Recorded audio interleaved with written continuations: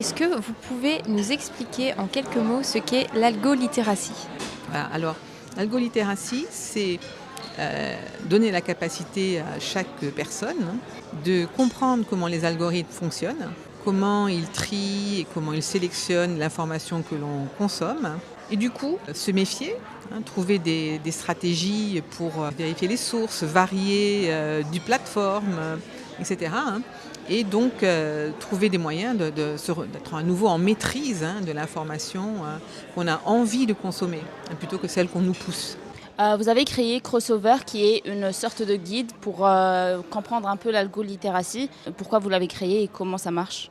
Crossover, c'est un partenariat, en fait, entre plusieurs acteurs. Donc dans le projet Crossover, on a des veilleurs d'algorithmes, des gens qui les surveillent, qui les observent, qui regardent leur comportement et leurs modifications.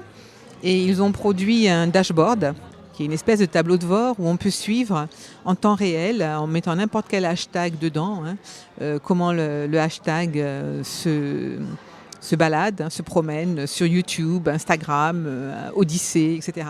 Eux, ils nous ont aidés à voir un petit peu comment les algorithmes poussent telle information, en cachent une autre, changent de stratégie. Donc, grâce à ces développeurs avec qui on est en dialogue, on a compris un certain nombre de fonctionnements comme ça. On les a testés avec des journalistes qui ont fait des enquêtes à côté, en se servant de l'outil dashboard, mais en y allant aussi avec leur métier, leurs habitudes d'enquête, leurs connaissances du terrain, etc. Et nous, là, on essaye de donner des idées, des préconisations, des suggestions aux enseignants, à tous ceux qui travaillent avec les jeunes, qui expliquent justement ce fonctionnement. Donc voilà, on a du coup produit des kits, des choses assez faciles pour que les enseignants se les approprient, ou même que des étudiants qui écoutent se disent « Ah tiens, ça m'intéresse ». Donc on a fait un podcast où chacun des acteurs, chacun des partenaires venait expliquer sa partie, sa mission. Et puis on les a accompagnés de quiz qui, eux, nous permettent de faire passer des connaissances. Et on a donné des documents d'accompagnement aux enseignants qui reprennent le script des interviews, le script des journalistes et font en plus des propositions pour comment débattre, quelles connaissances il faut faire passer, etc. Vous voyez, tout ensemble pour qu'il y ait toute une série de connaissances qui sont un petit peu distribuées pour le moment, qui soient regroupées. Mais c'est pour la fin du projet. Quelle est l'importance aujourd'hui de l'éducation aux médias? Eh bien, il y a une dizaine d'années, il y avait un collègue à moi qui disait que l'éducation aux médias, c'était la Violette fanée de l'Union européenne. Parce qu'elle était en train de perdre de l'intérêt, personne ne lui donnait beaucoup d'avenir, parce que la vraie conversation, c'était il faut savoir coder, il faut savoir maîtriser l'informatique, etc. Puis on s'est rendu compte qu'on ne peut pas coder sans décoder. Qu'il faut qu'on ait des gens qui aussi comprennent le code et ses conséquences. Les algorithmes, c'est les conséquences du code. La désinformation, c'est la conséquence du dysfonctionnement des algorithmes, on peut dire. Et donc, tout d'un coup, les décideurs, donc les hommes et les femmes politiques, qui se sont vraiment sentis en danger à cause des élections, et de l'atteinte à l'intégrité du vote, l'atteinte à l'intégrité de l'information. Et ils ont commencé à dire la solution, mais de long terme, c'est l'éducation aux médias et à l'information. Donc ils ont recommencé à la financer, ils l'ont inscrite dans des textes officiels. Elle fait partie maintenant de l'obligation des États membres, du fait de la directive de l'audiovisuel sur avec la SMA, celle sur les services de médias audiovisuels. Des entités comme l'OTAN la mettent en priorité de leur diplomatie culturelle, parce que c'est lutter contre la désinformation. Donc, on a une éducation aux médias et à l'information qui, pour le moment, est surtout comprise par le grand public, les élèves, les journalistes, comme ce qu'on appelle en anglais la news literacy, c'est-à-dire l'éducation à la presse, en fait. Attention, si on fait que de la désinformation et de l'éducation à la presse, il y a un côté très anxiogène, parce que on a tout le temps ce travail énorme et héroïque il faut combattre cette fake news, il faut combattre cette infox, etc. Alors qu'il y a d'autres choses avec les médias, y compris la presse, où on peut se construire de manière différente, où on peut s'amuser, où on peut dialoguer entre amis et dans des conditions qui ne sont pas violentes et tout ça. Voilà, donc l'idée c'est, attention, il faut une tête bien faite et une EMI bien faite. Alors l'aide à la lutte contre la désinformation, c'est une question qu'on se pose à Crossover parce qu'en fait ce qu'on se rend compte c'est que les algorithmes ne poussent pas nécessairement à la désinformation, ils ne sont pas vraiment programmés pour ça. Ils fonctionnent à la popularité, à la curiosité des gens ou des fois à d'autres émotions, la peur, la colère, l'inquiétude. Donc pendant le programme, si vous voulez, on s'est dit attention, il ne faut pas que nous non plus, on aille dans l'amplification de l'angoisse, de l'anxiété. Il y a parfois de grands écarts entre ce que l'algorithme peut nous faire croire de l'ébullition en ligne et de la réaction des gens sur le terrain. Donc nous, c'était très important pour nous de pouvoir montrer ça. Qu'il n'y a pas toujours des conséquences aussi énormes que l'on croit sur la réalité. Et que donc il faut, comme d'habitude, comparer, se méfier, vérifier, y aller soi-même, voilà, et donc gardons raison, quoi, et raison gardée, voilà. Donc c'est quand les gens amplifient bêtement ou par peur, ou par rien, voilà, et que si on arrive à réduire l'amplification, alors on réduit aussi la désinformation. Donc de ce point de vue-là, c'est un peu la pédagogie qu'on essaye de faire passer, et qui, je l'espère, est un peu plus rassurante. Quel est le réel danger de la désinformation et aussi plus particulièrement sur les médias? Alors en général, les effets des médias ne sont pas là où on croit. Le gros des personnes qui voient de la violence, eux, ça leur crée de la peur. Notamment par exemple les femmes, parce que comme vous le savez bien malheureusement, ce sont souvent elles qui sont les victimes dans les films, les séries, etc. Pour moi, la désinformation, c'est un peu la même chose.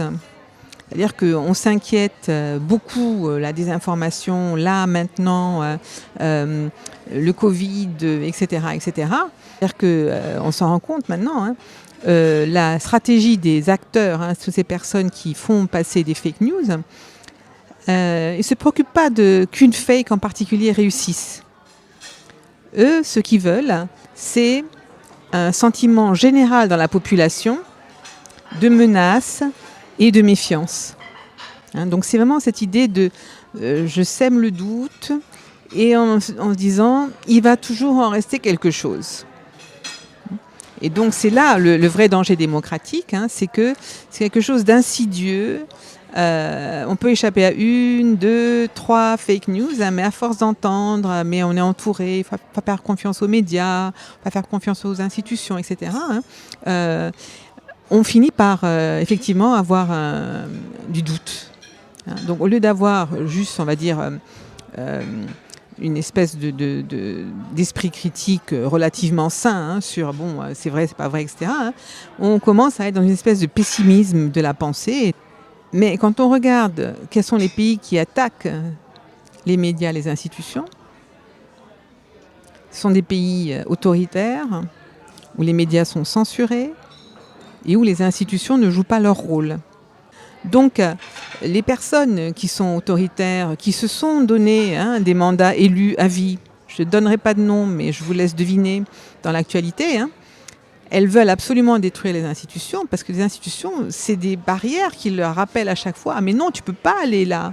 Ah mais non, tu es illégitime quand tu t'empares du pouvoir pour aussi longtemps, etc. etc. » Donc, leur intérêt, c'est de nous fragiliser, nous, les pays qui croyons dans nos institutions ou qui pensons qu'elles peuvent se rénover, qu'elles ont un rôle, une utilité sociale, c'est de les délégitimer, de nous faire perdre confiance. Et à ce moment-là, on est prêt, nous aussi, à voir arriver des hommes et des femmes forts, antidémocratiques, théocratiques, de préférence dans la volonté d'écraser les femmes et d'imposer des religions archaïques.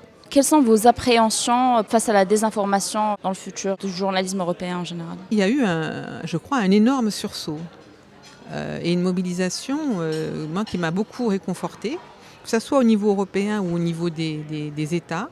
Les journalistes ont commencé à travailler beaucoup avec les développeurs pour trouver des outils de veille des algorithmes, de surveillance, une espèce d'audiométrie des algorithmes. Et maintenant, on a ça.